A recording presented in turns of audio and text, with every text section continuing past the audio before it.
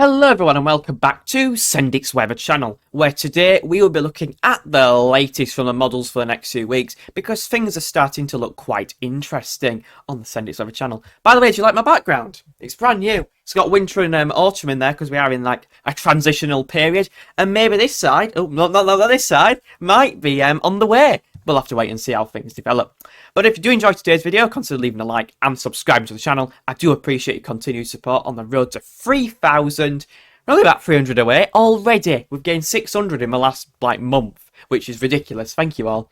But yeah, so firstly, I'm looking at the NAO forecast to see what it is showing. Basically, this is if it's in the positive phase, which is above the 0 line. That indicates a blocking can develop. Oh, sorry, not blocking. Low pressure systems moving in from the Atlantic, moving in from off the Atlantic. A westerly flow, most likely, when it is above the 0 degree line. But if it is below the 0 degree line, that indicates a negative NAO, which basically increases your chances of blocking to the northwest up towards Greenland, Iceland, Scandinavia. Send it to Scandi. Bringing in an east, north or northeasterly wind, that increases your chances. Doesn't guarantee cold, but it definitely increases your chances. Looking at the period which is here, you can see 15th of November there. Beyond that is looking quite strongly below, well, sorry, I say below average, negative NAO is definitely favoured here. Definitely a big switch from the GEFS ensembles to suggest it's going to stay negative, which basically means blocking should stay around and persist. We've got all the main drivers lined up, so it should mean it's going to turn colder, and that might be what's about to happen, as you'll see from today's runs. So starting off then, we're going to look at the GEFS run to see what it is showing. So the general trend is we have low pressure out to the west of the UK and high pressure is positioned to our east and southeast, and we are bringing in a very mild southwesterly flow for the time of year. Now with this GFS run, get a low pressure system moving through on Tuesday, and that could bring some wet weather to central, northern and northwestern Britain before low pressure is stuck out to the southwest of the UK like a cut-off low. Got higher pressure up towards Greenland, and we are bringing down a northerly wind for all, although it's starting to turn colder. Especially for the north, but for the south, still quite mild because we are bringing in a southwesterly flow. Now, with this GFS run, it tries to push, and this is what's going to happen. Low pressure is trying to push up from the southwest, so obviously still remaining mild in the south by the 14th. But you can see it tries to move up to the through the UK, but the blocking to the northwest strengthens, basically shoving that area of low pressure southwards and saying bye-bye, and then sending it into Spain.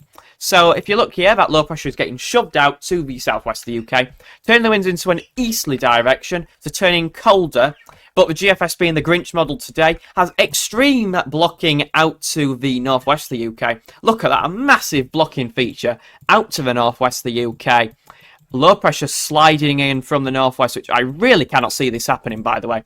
An area of low pressure drops into that cold air, which actually turns things milder because we've sat right over the top of the low pressure system. So all the cold air is going to the west of the UK, and we're going, well, mild or average. It looks very unsettled there. Eventually it clears out to the east, and we bring in a cooler / colder northerly winds, but all the cold's been shifted to the north. So we don't actually see much in the way of cold air.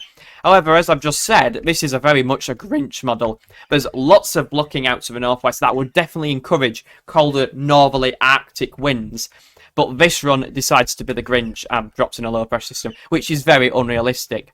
Comparing it to the midnight run, you'll see what I mean. So there's that area of low pressure pushing up from the southwest. It gets shoved to the south, and we're bringing in an east-northeasterly flow. So colder air is drifting in, the -5 line through the country. Can see it does turn briefly slightly milder or slightly less cold, and then another area of low pressure pushing in. But as that clears away, we do dig into some cold northerly winds. So definitely the GFS having some right wobbles today. But honestly, it's the GFS. It is the worst model you could ever pick for looking at, really. And then you've got the 18Z run from last night, which is the pub run, and that also has a northerly wind. Brief milder spell, and then turns very mild. So the GFS definitely is having a wobble today, and I really don't trust it in its predictions. Moving on to the GM, though, this looks a little bit better. Low pressure again, moving in from the southwest through Tuesday into Wednesday, could bring some wet weather to the north and the northwest of the UK. And then we get higher pressure building out up towards Greenland. Low pressure systems being shoved southwards into the North Atlantic.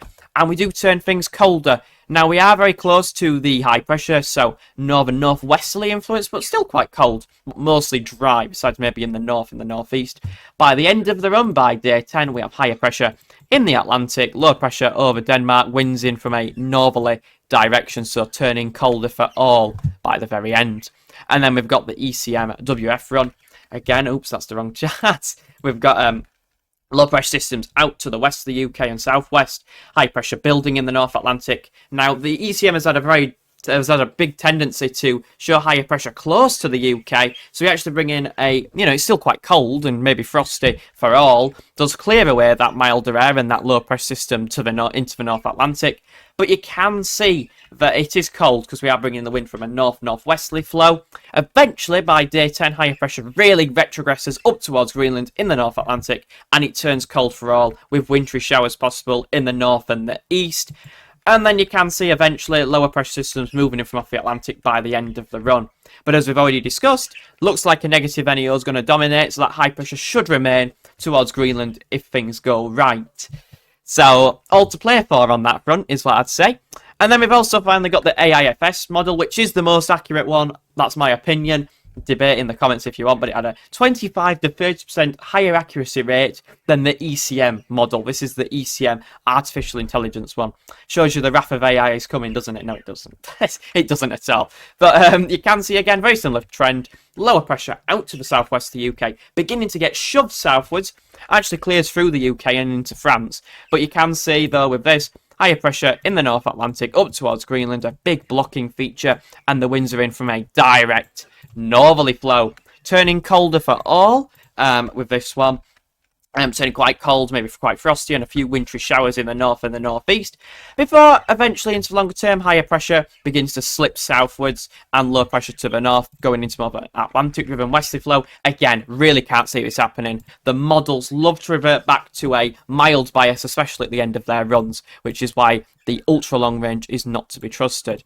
Now, looking at the GFS ensembles for the next few weeks, we'll have a look at Barnsley today, my hometown, Yippee. You can see very unsettled for the next few days with those low pressure systems moving through and associated weather fronts until around the 15th of November, when the trend is down. So you can see that from the 16th or 17th onwards, definitely a downwards trend to colder conditions.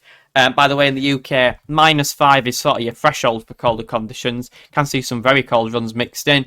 But then into the longer term, returning slightly closer to average, but again, remaining below average until the very end of the run. Now, there is a lot of spread at the end of the run as well, depending on the exact cold conditions. Of course, a lot of them will love to revert back to mild. But of course, we'll have to see how that plays out. Now, you can see that we are very close to the -5 line with the average, so temperatures might even drop to around 4, 5, 6 degree maximums, maybe 7 or 8 in the London area, where it hangs on for slightly milder air if the cold doesn't fully sink southwards, but it looks pretty cold. You can see more of a drying trend, which would be associated with Arctic air masses potentially moving in from around the 17th, 18th. Now, I'm not going to say it's probably going to be that wintry. It might be wintry in the north, over the northern England, Scottish mountains, examples like that. But if the cold was to persist around, and we got like the transition from cold to mild, and we had an Atlantic weather system, could see a transition event with some snow. But what I'd say is it's all to play for. It's still too far away at this stage to predict any underlying snow risks. But just for fun, we can have a look at the ECM snow depth for central England. So this is Barnsley, my hometown. You can see a few snow spikes showing up, not too many, but you can see they exist. They exist there.